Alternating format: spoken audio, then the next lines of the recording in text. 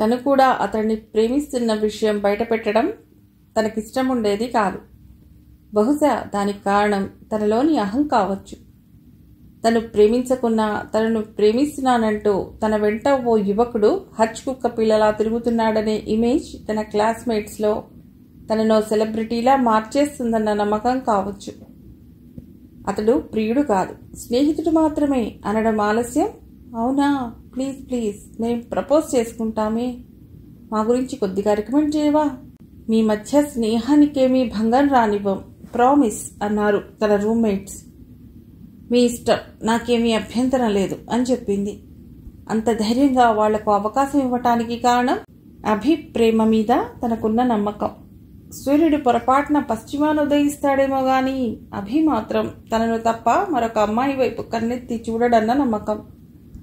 తన రూమ్మేట్స్ ఇద్దరిని అభికి పరిచయం చేసింది.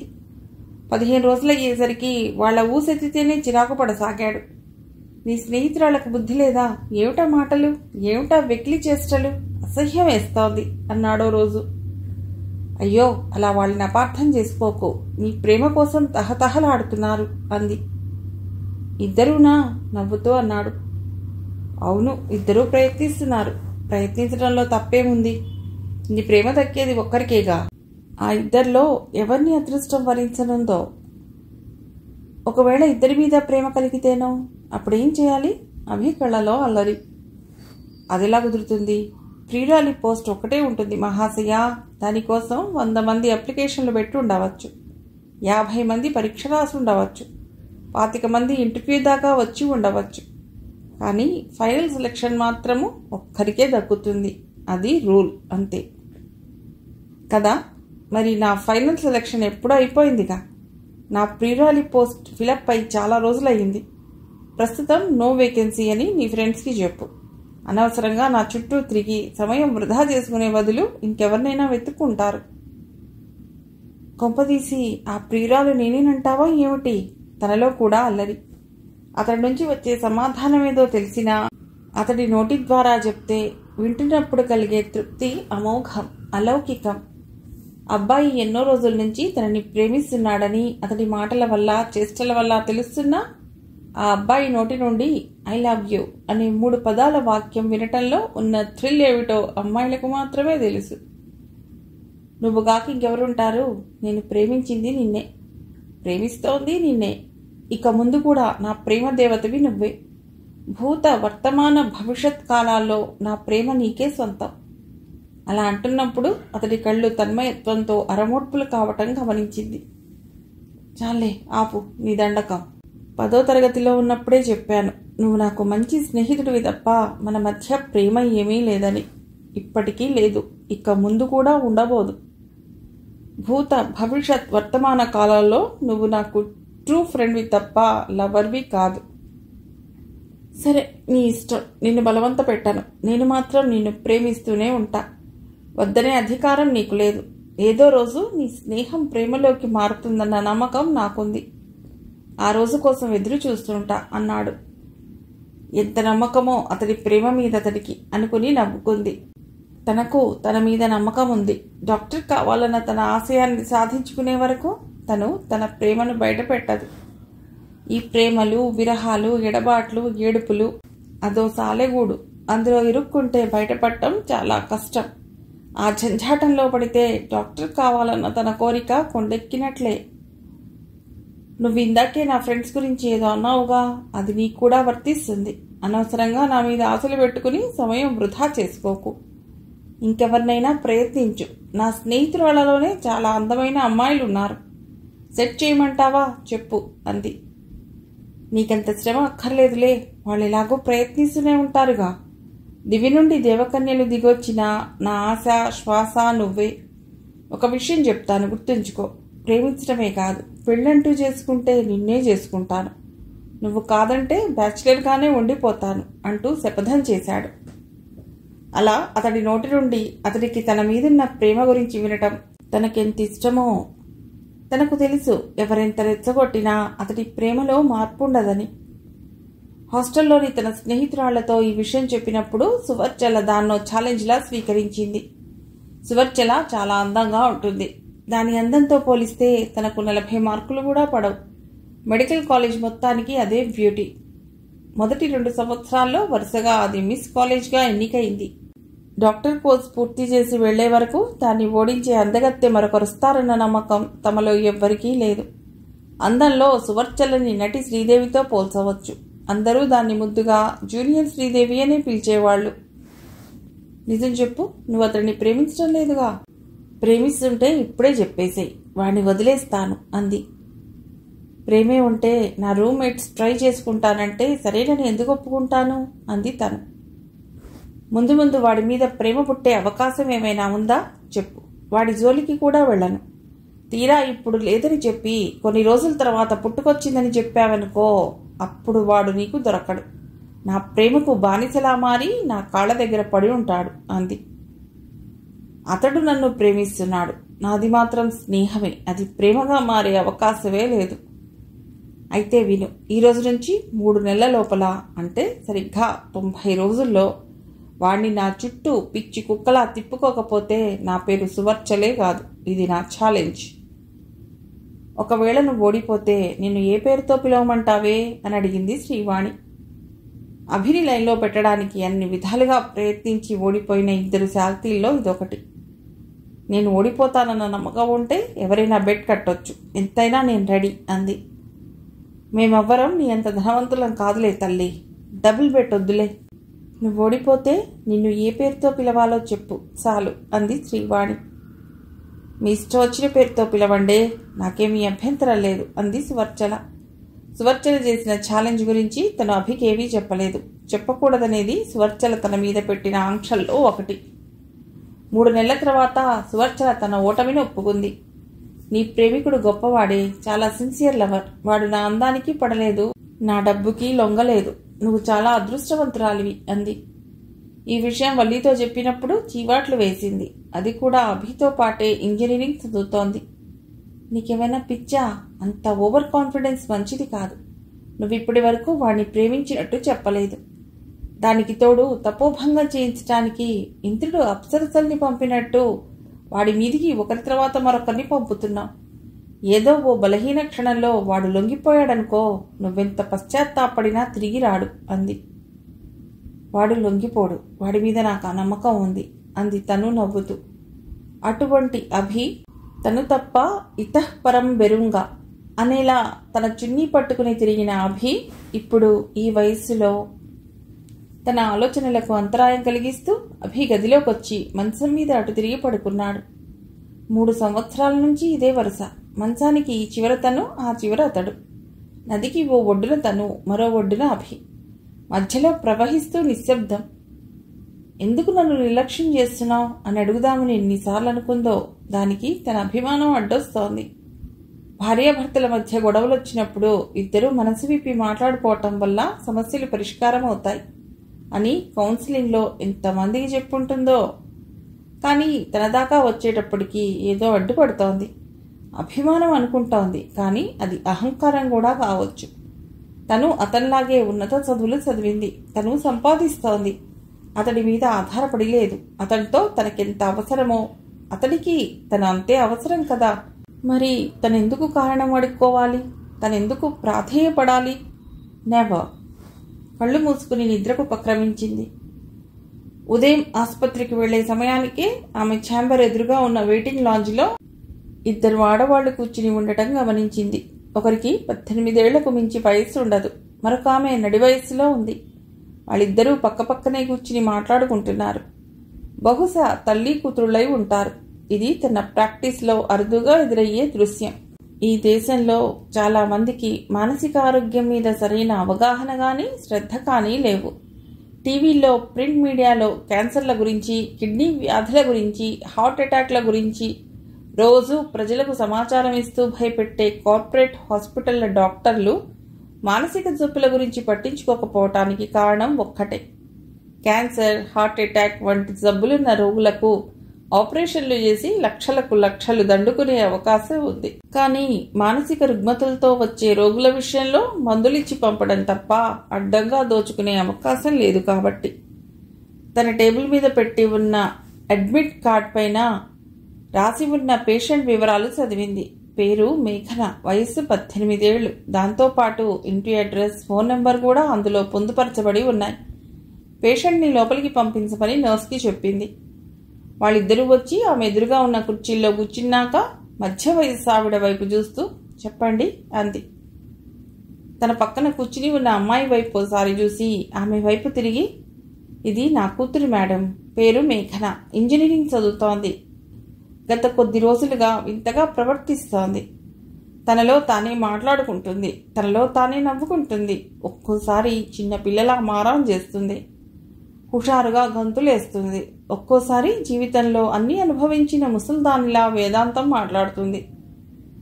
దయ్యం పట్టిందేమోనని చుట్టుపక్కల అమ్మలక్కలు చెవులు కొరుక్కుంటున్నారు. భయమేసి మీ దగ్గరకు తీసుకొచ్చాను మేడం అంది.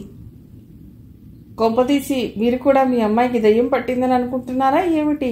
నవ్వుతూ అంది మనోజ్ఞ. లేదు మేడం, కానీ అంటూ ఆగింది. ఆగిపోయారే, మీ అనుమానం ఏమిటో వివరంగా చెప్పండి. చిన్నపిల్లలా మాట్లాడేటప్పుడు నిజంగా దీని గొంతు చిన్నపిల్ల గొంతులాగా ఎలా మారిపోతుందో అర్థం కావటం లేదు మేడం. పెద్దరికంగా మాట్లాడే సమయంలో మళ్ళా దీని గొంతు మా అమ్మమ్మ గొంతులా అనిపిస్తుంది. మా అమ్మమ్మ గొంతు గరుగ్గా ఉండేది. వయసు పైబడే కొద్దీ ఆమె గొంతు మగవాడి గొంతులా వినిపించేది. అచ్చం అదే గొంతు, మా అమ్మమ్మ బతికొచ్చినట్టు. ఆ అమ్మాయి వాళ్ళమ్మ వైపు కోపంగా చూస్తూ అంది. నువ్వేగా అన్నావు డాక్టర్ల దగ్గర నిజాలు దాచకూడదని, మరెందుకు దాస్తున్నావు? నిజం చెప్పు, నువ్వేం చేశావు అంది. ఆ పిల్ల గొంతు వింటుంటే లతా మంగేష్కర్ పాట వింటున్నంత మధురంగా ఉంది. తను గంటల తరబడి మాట్లాడుతూ ఉంటే వింటూ ఉండిపోవాలనిపించేంత శ్రావ్యమైన కంఠస్వరం. వాళ్ళమ్మ మాట్లాడకుండా ఆ పిల్ల వైపు కోపంగా చూసి తల తిప్పుకుంది. నువ్వు చెప్పమ్మా, మీ అమ్మ ఏం చేసిందో అంది మనోజ్ఞ. నాకు దయ్యం పట్టిందని మా అమ్మ కూడా నమ్మింది డాక్టర్. నాకేమీ కాలేదని ఎంత ముత్తుకున్నా వినకుండా వారం క్రితం నన్ను భూత వైద్యుడి దగ్గరికి తీసుకువెళ్ళింది. వాడేమో మంత్రాలు చదువుతూ నన్ను నానా రకాలుగా హింస పెట్టాడు డాక్టర్. నిన్న మళ్ళా వాళ్ళ అమ్మమ్మలా మాట్లాడానట. భూత వైద్యం వల్ల గుణం కనిపించలేదని మీ దగ్గరకు తీసుకొచ్చింది. వాళ్ళ అమ్మ వైపు తిరిగి, ఈ కాలంలో కూడా దయ్యాలు భూతాలు ఉన్నాయని నమ్మటం ఏమిటండి? చూస్తే చదువుకున్న వారిలా ఉన్నారు. భూత వైద్యం పేరుతో జరిగే అకృత్యాల గురించి, దారుణాల గురించి వినలేదా అంది మనోజ్ఞ కించిత్ కోపంగా. ఆమె మాట్లాడలేదు. మళ్ళా మేఘనే గొంతు విప్పింది. మా అమ్మ బీఎస్సీ చదివింది మేడం, బీఈడీ కూడా చేసింది, గవర్నమెంట్ స్కూల్లో టీచర్గా పనిచేస్తోంది అంది. ఇది మరీ సిగ్గుపడాల్సిన విషయం. మీరు సైన్స్ టీచర్ అయి ఉండి భూత వైద్యుని నమ్మడం ఏమిటండి? పిల్లలకు సైంటిఫిక్ అప్రోచ్, రేషనలిస్టిక్ థింకింగ్ నేర్పించవలసిన మీరే మంత్రాల్ని తంత్రాల్ని నమ్మితే ఇక మీ స్టూడెంట్స్కి సరైన మార్గనిర్దేశం ఎలా చేస్తారు అంది. మా అమ్మాయికి మిమిక్రీ ఏమీ రాదు మేడం. మరి అన్ని రకాలుగా గొంతుని ఎలా మార్చగలుగుతుంది మీరే చెప్పండి అంటూ ఎదురు ప్రశ్నించింది. అదేమిటో ఎలా జరుగుతుందో కనుక్కునే బాధ్యతని నాకు వదిలేయండి. ఇంతకు మీ వారేం చేస్తారు? వారిని కూడా తీసుకొస్తే బాగుండేది కదా అంది. మేఘనకు 6 ఏళ్ల వయసున్నప్పుడు మా వారు రోడ్ యాక్సిడెంట్లో చనిపోయారు మేడం. ఆమె తల వంచుకుని చెప్పింది. ఓ ఐఎమ్ సారీ. మేఘన సింగిల్ పేరెంట్ పెంపకంలో పెరిగిన పిల్లన్నమాట. సరే, మీరు కొద్దిసేపు బయట కూర్చుంటారా? నేను మేఘనతో ఒంటరిగా మాట్లాడాలి. ఆమె మెల్లిగా లేచి మేఘన వైపు కొన్ని క్షణాలు చూపు నిలిపి బయటకు వెళ్ళిపోయింది. మేఘన, అమ్మ చెప్తుంది నిజమేనా? ఐ మీన్, కొన్నిసార్లు చిన్నపిల్లలా మాట్లాడటం, మరికొన్నిసార్లు ముసలావిళ్లా మాట్లాడటం. ఆ అమ్మాయి ముఖకవళికల్ని జాగ్రత్తగా పరిశీలిస్తూ అడిగింది. మా అమ్మ చెప్పడం తప్ప నేను అలా మాట్లాడిన విషయాలేవి నాకు గుర్తుండటం లేదు డాక్టర్. మైండ్ బ్లాంక్ అయిపోతుంది, స్పృహలో లేనట్టు. ఆ సమయంలో ఏం జరుగుతుందో నాకు అర్థం కావటం లేదు. నాకు భయం వేస్తోంది డాక్టర్. నాకేమవుతోంది? ఎందుకలా ప్రవర్తిస్తున్నాను? ఆ అమ్మాయి కళ్ళలో నీళ్లు. భయపడద్దు. నేను ఇబ్బంది పెడుతున్న సమస్య ఏమిటో కనుక్కొని నిన్ను ఆరోగ్యవంతురాల్ని చేసి పంపించే బాధ్యత నాది. నన్ను నమ్ము. ఎటొచ్చి నువ్వు సహకరించకుండా నేనేమీ చేయలేను. చెప్పండి డాక్టర్, మీరు ఏం చేయమన్నా చేయటానికి సిద్ధంగా ఉన్నాను. నేను అడిగే ప్రశ్నలకు దాచుకోకుండా నిజాలు చెప్తే చాలు. తప్పకుండా చెప్తా డాక్టర్, అడగండి. నీ చిన్నప్పుడు కానీ నీ టీనేజ్ రోజుల్లో కానీ నిన్ను బాగా బాధపెట్టిన సంఘటన ఏమైనా జరిగిందా? I mean traumatic events. మేఘన ఓ క్షణం ఆలోచించి చెప్పింది. మా నాన్న చనిపోయినప్పుడు చాలా ఏడ్చాను డాక్టర్. మా నాన్న అంటే నాకు చాలా ఇష్టం. నన్ను చాలా ప్రేమగా చూసేవాడు. మా అమ్మ కన్నా ప్రేమగా. నాన్న చనిపోయిన చాలా ఏళ్ల వరకు ఆయన లేని వెళ్తి నన్ను బాధ పెట్టింది. ఇప్పటికీ ఆ బాధ అంతే పచ్చిగా ఉంది డాక్టర్. చాలా సహజం. ఆ బాధ ఎలాంటిదో నేను అర్థం చేసుకోగలను. నీకన్నా భర్తను కోల్పోయిన మీ అమ్మ మరింత వేదనకు లోనై ఉంటుంది. అయినా ఒంటరి బతుకుని ఈడుస్తూనే నీకు ఏ లోటు రాకుండా పెంచినందుకు ఆమెను అభినందించాలి. తన అన్నదానికి ఏ రకమైన స్పందన లేకుండా మేఘన తలంచుకుని ఎందుకు కూర్చుందో అర్థం కాక, ఏమంటావు మేఘన, నిజమే కదా, భర్తనే వాడు తోడు లేకుండా ఓ ఆడపిల్లని పెంచడం ఎంత కష్టమో కదా అంది. మేఘన చివ్వున తలెత్తి చూసింది. మా అమ్మ తోడుని వెతుక్కుంది డాక్టర్. నాన్న చనిపోయిన 2 ఏళ్ల తర్వాత ఓ రోజు ఇంటికో వ్యక్తిని తీసుకొచ్చి ఇక నుంచి ఇతడే మీ నాన్న అంటూ పరిచయం చేసింది. ఆ అమ్మాయి మానసిక స్థితికి కారణం అదే అయి ఉంటుందని ఆమెకు అనిపించింది. తను అమితంగా ప్రేమించిన నాన్న స్థానంలోకి మరో వ్యక్తి రావటం ఆ చిన్ని హృదయాన్ని బాగా కలిచివేసి ఉంటుంది. ఇందాక వాళ్ళ అమ్మ మాట్లాడినప్పుడు ఈ నిజం చెప్పలేదన్న విషయం గుర్తొచ్చి, మరి మీ అమ్మ తనకిప్పుడు భర్త ఉన్నాడన్న విషయం ఎందుకు చెప్పలేదు అని అడిగింది. ఎలా చెప్తుంది డాక్టర్? భర్త అయితేగా చెప్పడానికి. అతడికి ఆల్రెడీ భార్య పిల్లలు ఉన్నారు. అమ్మ పనిచేసే స్కూల్లోనే అతడు పనిచేస్తాడు. ఓ అలానా. నీకతనంటే ఇష్టం లేదనుకుంటాను. ఇష్టం లేకపోవడం కాదు డాక్టర్, అసహ్యం. అతడిని నాన్న అని పిలవమంది అమ్మ. పిలవనన్నాను. తిట్టింది, కొట్టింది. నేను మొండికేశాను. కనీసం బాబాయ్ అయినా పిలవమంది. దానికి కూడా నేను ఒప్పుకోలేదు.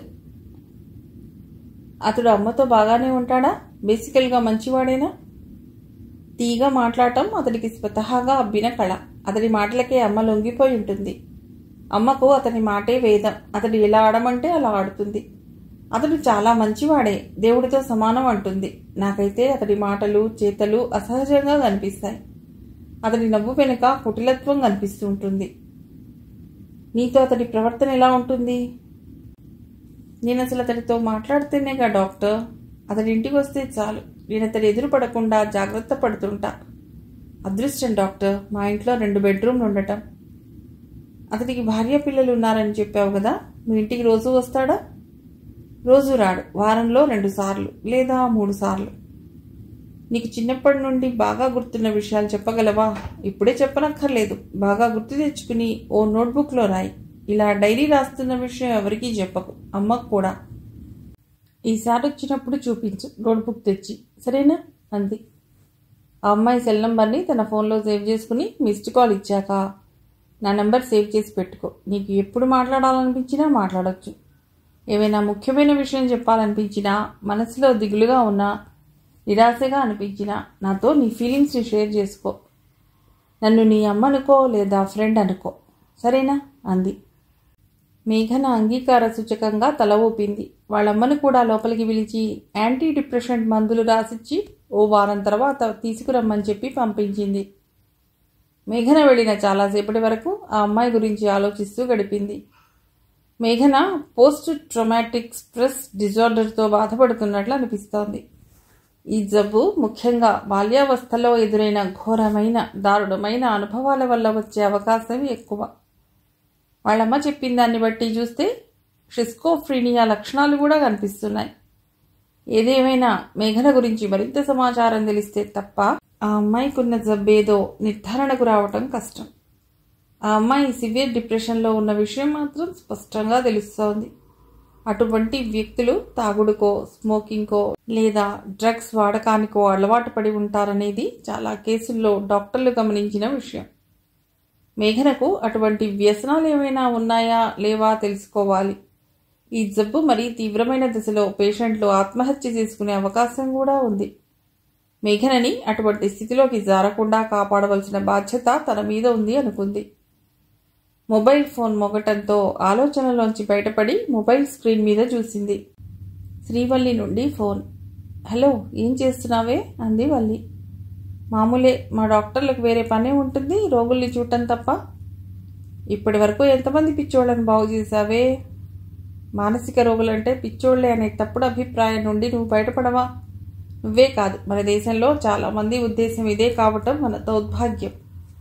పైకి ఆరోగ్యంగా కనిపించే నువ్వు, నేను కూడా మానసిక రుగ్మతలతో బాధపడుతూ ఉండవచ్చు. మన మాటలు, మన ప్రవర్తన, మన మూడ్ స్వింగ్స్, కోపాలు, చిరాకులు, వీటిలో కొన్నిటికి కారణాలు మానసిక జబ్బులేనన్న విషయం మనకు తెలియకపోవచ్చు. నీకు దండం పెడతాను తల్లోయ్, నీ దండకం ఆపు. నాకేమీ మానసిక జబ్బులు లేవు.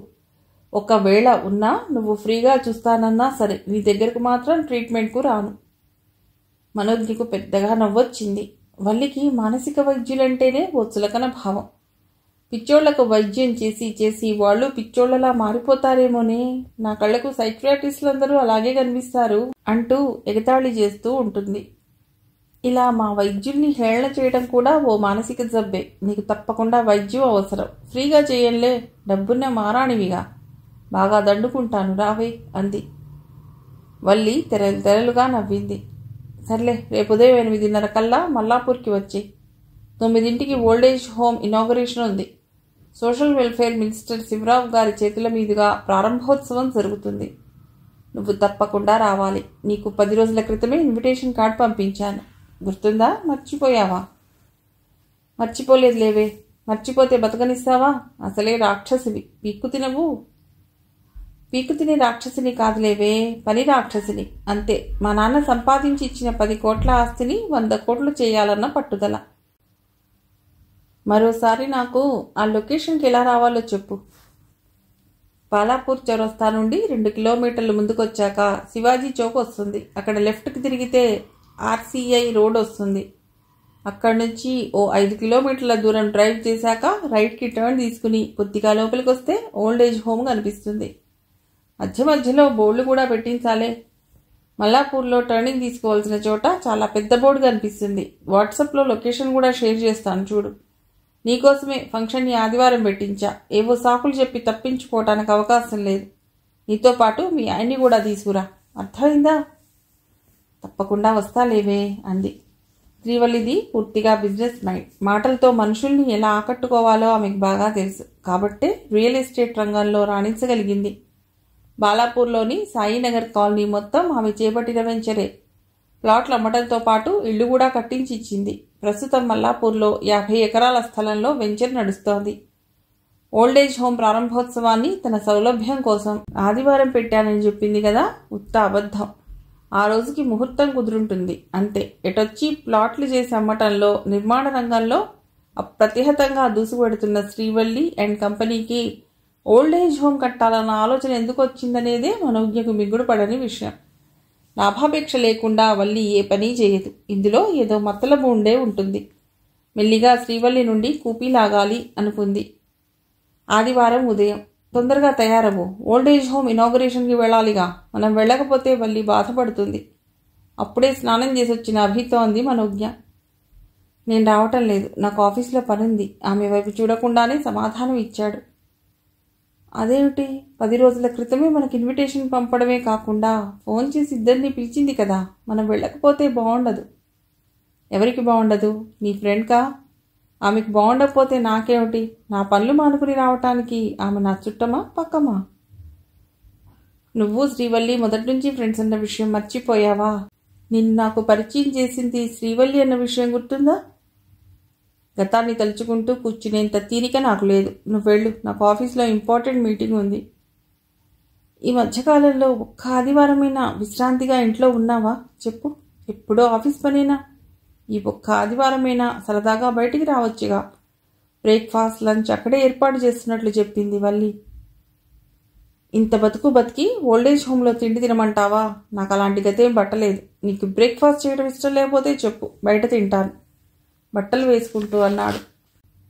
అతడిని బ్రతిమిలాడటం వృధా ప్రయాసం తెలుసు. నిశ్శబ్దంగా కిచెన్లోకి వెళ్ళి అతడి కోసం 2 దోశలు వేసి చట్నీ చేసి డైనింగ్ టేబుల్ మీద పెట్టి స్నానానికి బాత్రూంలోకి వెళ్ళింది. ఆమె తయారై బయటికి వెళ్ళబోయే ముందే అభి తన ఆఫీస్కి వెళ్ళిపోయాడు. కారు నడుపుతున్నదన్న మాటే గాని మనోజ్ఞ మనసంతా అభి గత కొన్నేళ్లుగా చూపిస్తున్న ఉదాసీనత మీదే కేంద్రీకృతమై ఉంది. ఎందుకు తనంటే అంత నిర్లక్ష్యం? అనంత జలనిధి లాంటి అతడి ప్రేమ ఎప్పుడా విరైపోయింది? కారణం ఎవరు? తనేనా? కాదు. తనకిప్పటికీ అతడంటే అలవిమాలినంత ప్రేమ. అతడు మానసికంగా తననెంత హింస పెడుతున్నా తను అతడి అనురాగ స్పర్శ కోసమే ఎదురుచూస్తోంది. అసలు అభిలో ఇంత మార్పు ఎలా వచ్చిందో తన ఊహ కందడం లేదు. తను మొదటిసారి కడుపుతో ఉన్నప్పుడు అభి ఎంత హడావిడి చేశాడో. 3 నెలలుండే పనికెళ్లకుండా ఇంట్లో విశ్రాంతి తీసుకోమని గొడవ పెట్టడం మొదలెట్టాడు. నేను డాక్టర్ని, ఎప్పుడు విశ్రాంతి తీసుకోవాలో నాకు తెలుసు. కడుపుతో ఉన్న సమయంలో చురుగ్గా పనులు చేసుకుంటూ ఉంటేనే ఆరోగ్యానికి మంచిది.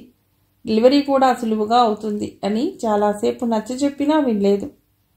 తను పనిచేసే ఆసుపత్రిలోని గైనకాలజిస్ట్ ఎదురుగా కూర్చోబెట్టి తలంటిచ్చాక దారికొచ్చాడు. వంటగదిలోకి రావద్దంటే వినేవాడు కాదు. వంట పుస్తకాలు ఎదురుగా పెట్టుకుని రకరకాల వంటలు చేసి తినిపించేవాడు. ఎందుకలా శ్రమ పడతావు అంటూ మందలిస్తే, కడుపుతో ఉన్న ఆడవాళ్లకు ఏవేవో తినాలని ఉంటుందిటిగా.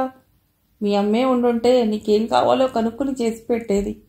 ఆమె లేదు కాబట్టి ప్రస్తుతం నేను ద్విపాత్రాభినయం చేస్తున్నాను. డబుల్ రోల్, భర్త ప్లస్ అమ్మ, భర్తమ్మ అన్నమాట అంటూ నవ్వేవాడు. డెలివరీ ఫలానా తేదీన జరిగే అవకాశం ఉందని గైనకాలజిస్ట్ చెప్పిన దానికన్నా 4 రోజుల ముందే తనకు నొప్పులు మొదలయ్యాయి. ఆ సమయంలో ఇంట్లోనే ఉంది. తన కోసమని అభి కూడా వారం నుండి సెలవు పెట్టి తనను కన్న తల్లి కన్నా ఎక్కువగా చూసుకుంటున్నాడు. అభి తనను కారులో ఆసుపత్రికి తీసుకెళ్లేంతసేపు నొప్పులతో మెలికలు తిరుగుతూనే ఉంది. స్ట్రెచర్లో డెలివరీ రూమ్కి తీసుకువెడుతున్న సమయంలో కూడా ఎంత నొప్పిని పంటి బిగువన భరించిందో. అష్మిత పుట్టాక దాని శరీరాన్ని శుభ్రం చేసి తన పక్కన పడుకోబెడుతూ, మీ వారికి మీరంటే చాలా ప్రేమ మేడం, అటువంటి భర్త దొరకటం అదృష్టం, మీరు చాలా లక్కీ అంది నర్స్. తెలిసిన నర్సే. తను పనిచేసే సుశ్రుత హాస్పిటల్లోనే డెలివరీ జరిగింది కాబట్టి గైనకాలజిస్ట్తో సహా నర్సులు, అటెండర్లు అందరూ తెలిసిన వాళ్లే. అందుకే చనువు తీసుకుని అంటోందనుకుంది. ఇంతకు మా ఆయనకు నా మీద ప్రేముందని నీకెవరు చెప్పారు అని నవ్వుతూ అడిగింది. ఎవరో చెప్పవలసిన అవసరం ఏముంది మేడం, నా కళ్ళతో నేను చూశాను. మీరు నొప్పులతో మెలికలు తిరుగుతుంటే తట్టుకోలేక సార్ గారు గోడవైపు తిరిగి వెక్కి వెక్కి ఏడవటం చూశాను మేడం. భార్య డెలివరీ రూమ్లో ఉంటే బయట కూర్చుని ఎదురు చూసే భర్తల్ని ఎంతోమందిని చూశాను. భార్య నొప్పులు పడుతుంటే ఆ బాధని తన బాధగా అనుభవిస్తూ ఏడ్చిన మగాణ్ణి మాత్రం ఇప్పుడే చూశాను మేడం అంది. అభి గదిలోకి వస్తుంటే మొదట తన కూతుర్ని చూసుకుంటాడనుకుని, అభి చూడు మన కూతురు ఎంత అందంగా ఉందో అంది. అభి ఆ మాటల్ని పట్టించుకోకుండా తన చెంపల్ని సుతారంగా తాకుతూ, నువ్వెలా ఉన్నావు మను? బాగానే ఉన్నావుగా, ఏమీ ఇబ్బంది లేదుగా అన్నాడు తడికళ్లతో. నాకేమైంది అభి, బాగున్నాను. మొదట మన బేబీని చూడు అన్నాకే అష్మితను చూశాడు. ఏమిటి గోడవైపు తిరిగి ఏడ్చావుట? నర్సు చెప్పింది అంది అల్లరిగా నవ్వుతూ. బోలెడంత సిగ్గుపడిపోతూ, నువ్వు నొప్పులతో మెలికలు తిరిగిపోతుంటే ఏమీ చేయలేని నిస్సహాయతతో ఏడుపు వచ్చేసింది మను. నా వల్లనేగా ఈ కష్టం అనిపించింది. పిల్లలు లేకున్నా పర్వాలేదు, నా మను కష్టపడకూడదనుకున్నాను. ఎంత బాధపడ్డానో తెలుసా. ఇక చాలు, మరో బిడ్డ వద్దే వద్దు అన్నాడు. తన బలవంతం మీదే రెండో కాన్పికి ఒప్పుకున్నాడు. అటువంటి అభి, అంతగా ప్రేమించిన అభి, తను పురిటి నొప్పులతో బాధపడకూడదని ఒక్క బిడ్డతోనే సరిపెడదామని పంతం పట్టిన అభి, ఆ అభి ఏమైపోయాడు? ఇప్పుడు తనతో పాటు ఇంట్లో ఉంటున్న అభి తన అభి కాదు, ఎవరో కొత్త వ్యక్తి. రూపమే అభిది, మనస్సు అభిది కాదు. కారు ఆర్సీఐ రోడ్లోకి తిరిగింది.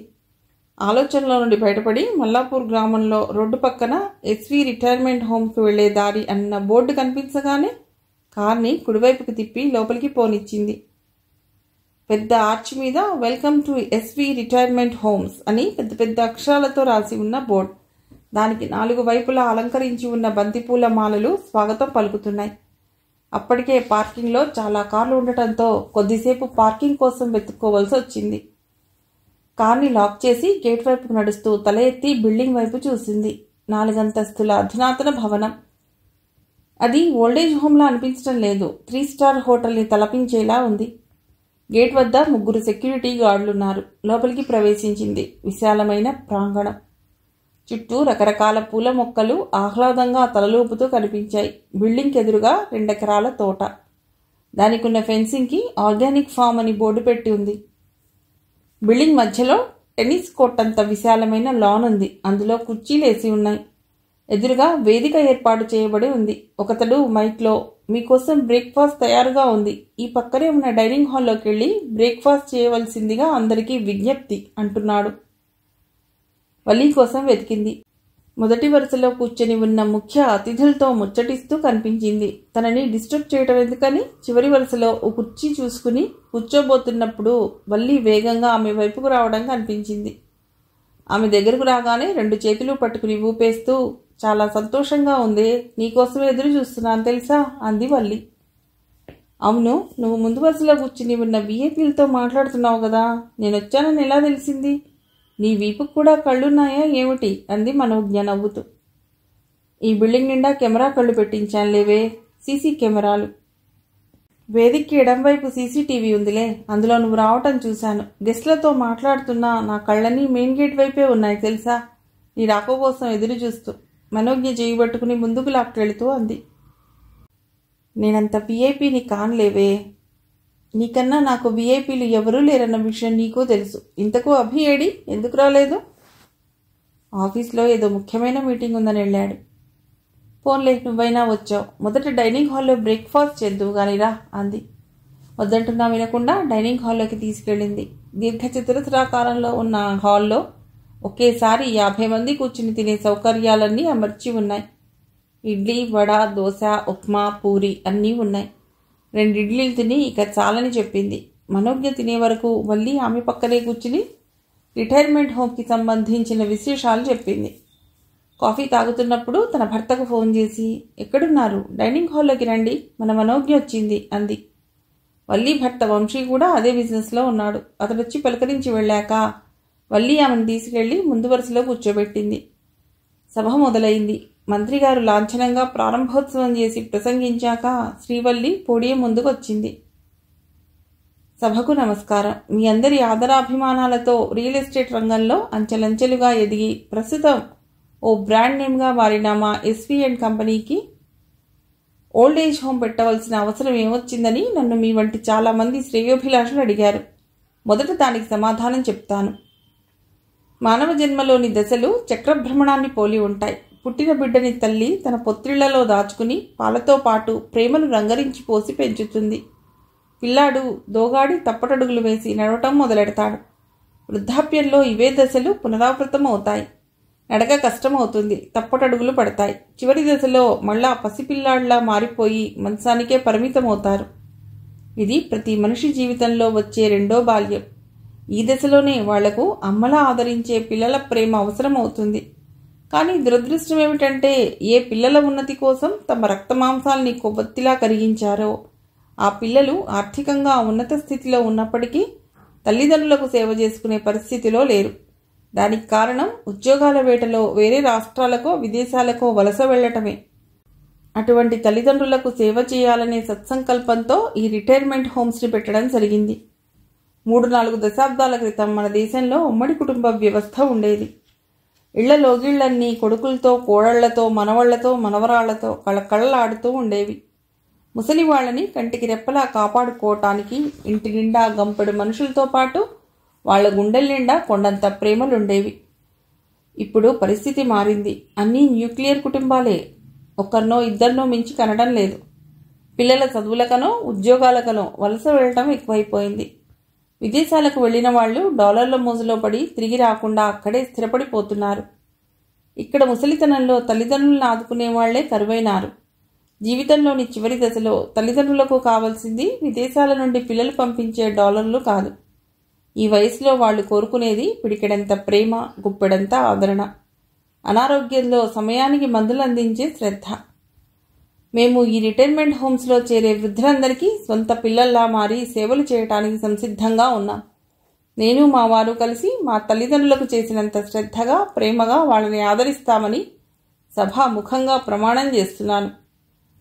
అందరూ చప్పట్లు కొట్టారు.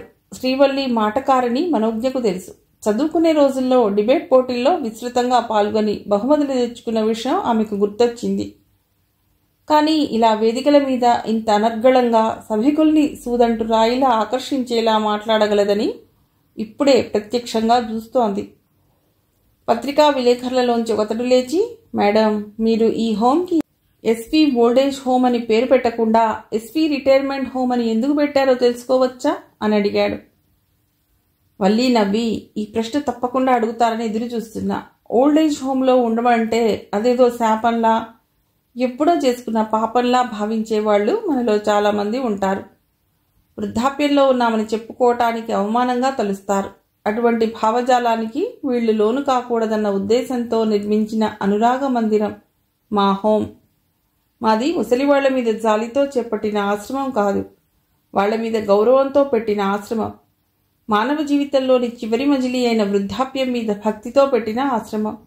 ఇందులో చేరేవాళ్లు ఆనందంగా, హాయిగా తమ ఆత్మాభిమానాన్ని కాపాడుకుంటూ గౌరవంగా, గర్వంగా బతకడానికి అవసరమైన వాతావరణాన్ని కల్పించే అందమైన రిసార్ట్ ఇది.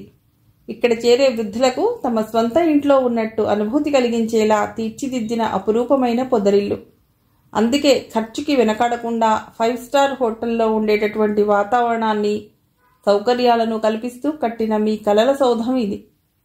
రిటైర్మెంట్ తర్వాత మీరుండబోయే ఇల్లు కాబట్టి దీన్ని రిటైర్మెంట్ హోమ్ అని పేరు పెట్టాం అంది. మరొక విలేఖరి లేచి, అధునాతనమైన బిల్డింగ్, అందమైన గదులతో పాటు మీరు ఇన్మేట్స్ కోసం కల్పిస్తున్న అదనపు వసతులేమిటి అని అడిగాడు. మీలో చాలామంది ఇక్కడి గదుల్ని పరిశీలించి ఉంటారు. వీటికి మేము సూట్ నంబర్ 1, సూట్ నంబర్ 2 అంటూ నంబర్లు ఇచ్చాం.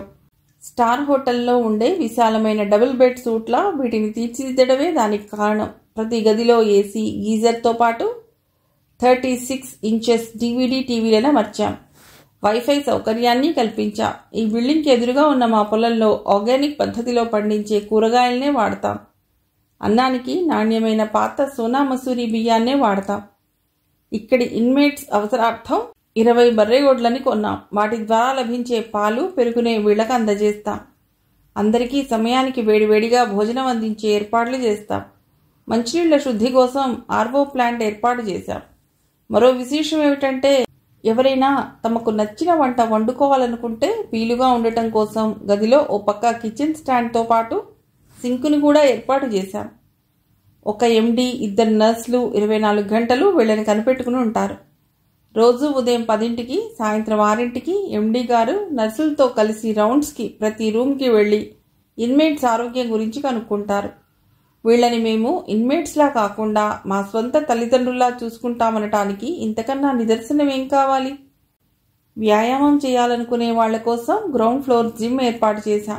వారానికి 2 సార్లు యోగా టీచర్ వచ్చి ఆసక్తి ఉన్న వాళ్ళకి యోగా నేర్పుతారు. ప్రతిరోజు ఉదయం భక్తి ప్రవచనాలు ఉంటాయి. సూట్స్లో బంధ్రమైన సంగీతం వినిపించే ఏర్పాటు కూడా చేశాం. వద్దనుకునే వాళ్ళు దాన్ని స్విచ్ ఆఫ్ చేసుకోవచ్చు. ప్రతి ఆదివారం సాయంత్రం ఓ సినిమా చూపించే ఏర్పాటు కూడా చేశాం. ప్రతి ఫ్లోర్లో ఓ 10 మంది కూర్చుని కబుర్లు చెప్పుకోవడానికి సోఫాలు, కుర్చీలు వేయించాం. క్యారమ్స్, చెస్ లాంటి ఇండోర్ గేమ్స్ ఆడుకునే సౌకర్యం కూడా కల్పించాం. ఒక్క మాటలో చెప్పాలంటే ఇక్కడి ఇన్మేట్స్ అందరికీ ఓ అందమైన, సౌకర్యవంతమైన రిసార్ట్స్లో ఉన్న అనుభూతి కలిగించేలా ఈ హోమ్ని తీర్చిదిద్దాం అంది వల్లి. మళ్ళా అందరూ చప్పట్లు కొట్టారు. ఇంకో జర్నలిస్ట్ లేచి, మేడం, ఇప్పుడు కొన్ని ఓల్డేజ్ హోమ్లు కులాల ప్రాతిపాదికపైన పెడుతున్నారు. మీ రిటైర్మెంట్ హోమ్లో ఫలానా కులం వాళ్లనే చేర్చుకునే ఉద్దేశం ఏమైనా ఉందా అని అడిగాడు. మానవ సేవే మాధవ సేవ అని బలంగా నమ్మే కుటుంబం మాది. ఈ విషయంలో మాకు మదర్ థెరీసా ఆదర్శం. మీరు గమనించారో లేదో, 2nd ఫ్లోర్ లాంజ్లో మదర్ థెరీసా చిత్రపటాన్ని గోడ మీద అలంకరించాం. ప్రస్తుతం చాలా సేవాశ్రమాలు కుల మతాల ప్రాతిపాదికన నడుస్తున్న విషయం మీ అందరికీ తెలుసు. కానీ మా హోం కులాలకు, మతాలకు అతీతంగా అందరినీ చేతులు చాచి సాదరంగా అక్కున చేర్చుకుంటుంది. మాకు కుల మతాల పట్టింపులు లేవు. మాది మానవతావాదం. వృద్ధాప్యంలో వచ్చే జబ్బులు కులాల లెక్కన రావు కదా. పిల్లల ఆదరణకు నోచుకొని తల్లిదండ్రుల కన్నీళ్లకు కులమేముంటుంది? మా హోంలో ఎవరైనా చేరవచ్చు అంది శ్రీవల్లి. హోంలో చేరబోతున్న కొద్దిమంది వృద్ధులు కూడా ప్రసంగించారు. వాళ్ళు మాట్లాడిన దాన్ని బట్టి మనోజ్ఞకు అర్థమైనది ఏమిటంటే, వాళ్ళందరి పిల్లలు అమెరికా లాంటి విదేశాల్లో ఉండి డాలర్లు సంపాదించుకుంటున్న వాళ్లే. తల్లిదండ్రులు ఇటువంటి ఖరీదైన హోంలో ఉన్నందుకు అవసరమైన ఖర్చునంతా సునాయాసంగా భరించగలిగిన వాళ్లే. సభ 11:30కు ముగిసింది. ముఖ్య అతిథుల్ని సాగనంపి, ఇప్పుడే వస్తాను, ఇప్పుడే వెళ్ళిపోకు, నీతో మాట్లాడాల్సిన విషయాలున్నాయి అంటూ మనోజ్ఞతో చెప్పి ఆమెను ఆఫీస్ రూంలో కూర్చోబెట్టవలసిందిగా రిసెప్షనిస్ట్ని ఆదేశించి వల్లి హడావుడిగా బయటికి వెళ్ళిపోయింది. ఆమె అందరినీ సాగనంపి తిరిగొచ్చేటప్పటికి 12 అయింది. మనోజ్ఞ పక్కనే కూర్చుంటూ, నీతో మాట్లాడి చాలా రోజులైందే, అభి ఎలా ఉన్నాడు? ఇంకా అలానే నీతో అంటి ముట్టనట్టు ఉంటున్నాడా, లేక ఈ మధ్యకాలంలో ఏమైనా సానుకూలంగా మారాడా అని అడిగింది. నువ్వు ఇంత అల్ట్రా మోడర్న్ రిటైర్మెంట్ హోమ్ ప్రారంభించిన శుభ సందర్భంలో ఆ విషయాలు ఇప్పుడు ఎందుకు లేవే? హ్యాపీగా ఉన్న వాతావరణాన్ని గ్లూమీగా మార్చడం అవసరం అంటావా? మొదట నాకు విషయం చెప్పు. లాభం లేదే వ్యాపారం చేయని నువ్వు వృద్ధులకు కన్న కూతుర్లా సేవలు చేస్తానంటూ ఈ హోమ్ని పెట్టడం ఏమిటో నాకు అర్థం కావటం లేదు. సమాజ సేవ చేయాలన్న బుద్ధి నీకెలా పుట్టిందే అని అడిగింది. వల్లి పెద్దగా నవ్వింది. తెరలుగా నవ్వింది. సమాజ సేవ లేదు, పాడు లేదు. ఇది కూడా బిజినెస్ యాంగిల్లోనే మొదలెట్టాను. పైకి మాత్రం సమాజ సేవ అనే ముసుగు తొడిగాను అంతే. అందులో నా స్వార్థం ఉందిలే. వచ్చే ఎలక్షన్లలో రూలింగ్ పార్టీ టికెట్ మీద పోటీ చేయాలనుకుంటున్నా. అందుకు ఈ హోమ్ని లాంచింగ్ ప్యాడ్లా వాడదామని ఆశ. అసలు చీఫ్ మినిస్టరే ఈ ఫంక్షన్కి రావాల్సింది. విదేశీ ప్రయాణం ఏదో చేయవలసి రావటం వల్ల రాలేనని చెప్పారు. అంత సులభంగా వదులుతానేమిటి? ఉగాదికి వారిని ఆహ్వానించి పెద్ద ఎత్తున సన్మానం చేయాలని నేను మా వారు నిర్ణయించుకున్నా. అదా నీ plan? Good, all the best. నువ్వు మినిస్టర్ అయితే మాత్రం నన్ను మర్చిపోకేం అంది మనోజ్ఞ నవ్వుతూ. నువ్వు నా ప్రాణ స్నేహితురాలివి. నేను చీఫ్ మినిస్టర్ అయినా నిన్ను మర్చిపోనులేవే. కావాలంటే నా అర్థసింహాసనం నీకే ఇస్తాలే అంది. ఆమెకు మనుషుల్ని మాటలతో బుట్టలో వేయటం ఎలాగో బాగా తెలుసు కాబట్టి ఆ మాటల్ని పట్టించుకోకుండా ఇంతకు ఇందులో బిజినెస్ యాంగిల్ ఏమిటో అర్థం కావటం లేదు అంది మనోజ్ఞ. 4 ఫ్లోర్లు, ఒక్కో ఫ్లోర్లో 25 గదులు, మొత్తం 100 సూట్స్. ఒక్కో సూట్కి మేమెంత ఛార్జ్ చేస్తున్నామో తెలుసా? 50,000. 50,000? చాలా ఎక్కువ కదా? నోరెళ్ళ పెట్టింది. ఇద్దరికీ కలిపి 50,000 లేవే. ఒక్కరికి 25,000. మేమిచ్చిన సదుపాయాలకు 50,000 సంతోషంగా ఇవ్వగల ఎన్ఆర్ఐల తల్లిదండ్రులనే చేర్చుకుంటున్నాం. ఇక్కడ చేరే వాళ్ళందరూ డబ్బులు దండిగా ఉన్నోళ్లేనే. 100 సూట్లకు నెలకొచ్చే ఆదాయం 50 లక్షలు. ఖర్చులన్నీ పోగా ఎట్లా లేదన్నా నెలకు 30 లక్షలకు పైగానే మిగులుతాయి. నీకు నా కొడుకు కిరణ్ గురించి తెలుసుగా. నా 2 కూతుర్లంత తెలివిగలవాడు కాదు. దానికి తోడు బాగా మెతక మనిషి. రియల్ ఎస్టేట్ బిజినెస్లో నెగ్గుకు రాలేడు. వాడి కోసమే ఈ ఏర్పాటు చేశాను. స్వామి కార్యం స్వకార్యం రెండూ అనుకో అంటూ నవ్వింది. 100 సూట్లు నిండాలిగా. ఎందుకు నిండవు? మరో 100 సూట్లు కట్టించినా నిండిపోయేంత మంది ఉన్నారు. పిల్లలు అమెరికాలో డాలర్లు సంపాదిస్తుంటే ఇక్కడ చూసే నాథుడు లేక అలమటించే రిచ్ తల్లిదండ్రులు. మా వీధిలో ఉంటున్న మా కమ్యూనిటీలోనే వెతికితే 100 కుటుంబాలు దొరుకుతాయి. బిందాస్. సరే, ఆ విషయం వదిలే. ఇప్పుడు చెప్పు, నీతో అభి ఎలా ప్రవర్తిస్తున్నాడో అంది. అభి గురించి మరెప్పుడైనా తీరిగ్గా చెప్తాలేవే. నాకు విషయం అర్థం కావటం లేదు. విలేకరులు అన్ని ప్రశ్నలు అడిగారు కదా. ఒక్కో సూట్కి ఎంత ఛార్జ్ చేస్తున్నారన్న ప్రశ్న ఒక్కరు వేయలేదేమిటి? వల్లి దిలాసాగా నవ్వింది. సింపుల్. వాళ్ళు ఏం ప్రశ్నలు అడగాలో ఏం అడగకూడదో ముందే చెప్పి పెట్టా. ముడుపులు కూడా ముందే చెల్లించా. అమ్మో, నీ బిజినెస్ టెక్నిక్లు నాలాంటి దానికి అర్థం కావులే. ఏదో మాట్లాడాలన్నావుగా, ఏమిటో చెప్పు. నాకు నీ సాయం కావాలి. మొదట సలహా, తర్వాత సాయం. నువ్వే నాలాంటి 100 మందికి సాయం చేసే స్థితిలో ఉన్నావు. నీకు నేనేం సహాయం చేయగలనే? పరాచికాలు కాదు, సీరియస్. లంచ్ టైం అయిందిగా, ఇక్కడికే తెప్పిస్తాను. మా హోంలో భోజనం ఎలా ఉంటుందో రుచి చూద్దు గాని తింటూ మాట్లాడుకుందా అంటూ ఆమె అంగీకారం కోసం ఎదురు చూడకుండా రిసెప్షనిస్ట్ని పిలిచి 2 భోజనాలు పంపించమని చెప్పింది. ఓ కుర్రవాడు 2 ప్లేట్లు తెచ్చి టేబుల్ మీద పెట్టి గ్లాస్లో నీళ్లు నింపి వెళ్ళాడు. ఒక్కో ప్లేట్లో 2 చపాతీలు, ఆలూ కుర్మా, అన్నం, టమాటో పప్పు, సాంబార్, బెండకాయ ఫ్రై, గడ్డ పెరుగు ఉన్నాయి. మళ్ళీ తింటూనే సంభాషణ కొనసాగించింది. ఈ హోమ్కి అనుబంధంగా ఓ హాస్పిటల్ కట్టిద్దామన్న ఆలోచన ఉంది. ఇక్కడి ఇన్మేట్స్కి ఏమైనా సీరియస్ అయితే దగ్గరలో హాస్పిటల్స్ ఏవీ లేవు. కంచన్బాగ్లో ఉన్న అపోలోకి కానీ ఓవైసీ హాస్పిటల్కి కానీ తీసుకెళ్ళాలి. దాదాపు 12 కిలోమీటర్ల దూరం. ఇక్కడ చేరాలనుకుంటున్న వాళ్ళ మెడికల్ ప్రొఫైల్ గమనిస్తే 90% మందికి డయాబెటీస్, బీపీ, హార్ట్ ప్రాబ్లమ్స్ ఉన్నాయి. హాస్పిటల్ కట్టడం వల్ల ఈ చుట్టుపక్కల ఉన్న రోగులకు అందుబాటులో ఉండడంతో పాటు ఇక్కడి ఇన్మేట్స్కి కూడా ఆరోగ్య భద్రత కల్పించినట్లు అవుతుంది. నీ సలహా ఏమిటి అని అడిగింది. మంచి ఆలోచన. రోగాలు పెరిగిపోయాయో లేకపోతే మనుషుల్లో ఆరోగ్యం మీద శ్రద్ధ పెరిగిపోయిందో తెలియదు కానీ ఏ హాస్పిటల్లో చూసినా పేషెంట్స్తో కిటకిటలాడిపోతున్నాయి. ఈ రోజుల్లో మంచి లాభసాటి వ్యాపారం 2: 1 విద్య, 2 వైద్యం. హాస్పిటల్ కట్టించాలనుకుంటోంది వ్యాపార దృష్టితో కాదు, రోగులకు సేవలు అందిద్దామని కన్నుగీటుతూ పెద్దగా నవ్వింది. ఈ విషయంలో నువ్వు చేయవలసిన సాయం ఒకటుంది. నువ్వు మాత్రమే చేయగల సాయం. హాస్పిటల్ నిర్వహణ బాధ్యతంతా నువ్వు చూసుకోవాలి. నీకు సుశ్రుత హాస్పిటల్ ఇస్తున్న జీతం కంటే 2 ఇస్తాను. లేదా నీకెంత కావాలో చెప్పు. నువ్వు కోరుకున్న జీతం ఇవ్వటానికి సిద్ధంగా ఉన్నాను. నువ్వంత జీతం ఇస్తానంటే పనిచేయటానికి చాలామంది డాక్టర్లు ముందుకొస్తారుగా, నేనే ఎందుకు? నువ్వే చెప్పావుగా, వైద్యం చాలా లాభసాటి వ్యాపారమని. మాకెవ్వరికీ ఈ ఫీల్డ్లో అనుభవం లేదు. బయటి వాళ్లకు నిర్వహణ బాధ్యతలు అప్పగిస్తే మోసపోయే అవకాశం ఉంది. నువ్వైతే నమ్మకంగా పనిచేస్తావని, నువ్వు కూడా మా కుటుంబంలో ఓ మెంబర్గానే మా ఇంట్లో అందరూ అనుకుంటారు. మనోజ్ఞ మెత్తగా నవ్వింది. నీ కుటుంబం నా మీద చూపిస్తున్న అభిమానానికి, నీకు నా మీదున్న నమ్మకానికి థ్యాంక్స్. నాకు నువ్విప్పుడు ఇస్తానన్న 2-3 జీతం కన్నా మన స్నేహం ముఖ్యం. స్నేహితుల మధ్య ఆర్థిక లావాదేవీలు మంచిది కాదు. డబ్బు చాలా పాపిష్టిది. అది స్నేహితుల మధ్యలోనే కాదు, ఏ అనుబంధంలోనైనా చిచ్చు పెట్టగలదు. సారీ, ఈ విషయంలో నన్ను అపార్థం చేసుకోకు. అయ్యో, అలా ఎన్నటికీ జరగదు మను. మన స్నేహం అంత బలహీనమైనదని నేను అనుకోను. నా మాటిను, కాదనకు. ఓ రకంగా ఇది నువ్వు నాకు, మా సంస్థకు చేస్తున్న సహాయం అనుకో. వద్దు వల్లి, జీతం తీసుకోవడం అంటే అర్థం ఒకరి కింద పనిచేయటమే.